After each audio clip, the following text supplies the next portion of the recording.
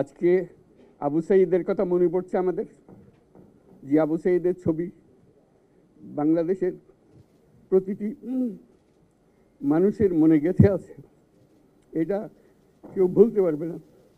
কি অবিশ্বাস্য একটা সাহসী যুবক বন্দুকের সামনে দাঁড়িয়ে আছে, এবং তারপরের থেকে কোনো যুবক, কোনো যুবতী আর হার মানে নাই, এবং যার কারণে বাংলাদেশ এই দ্বিতীয়বার স্বাধীনতা অর্জন করলো।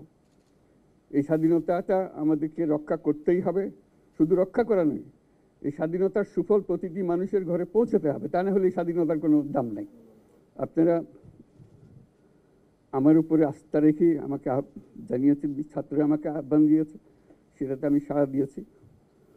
দেশবাসীর কাছে আমার আবেদন, আপনারা যদি আমার উপরে বিশ্বাস রাখেন,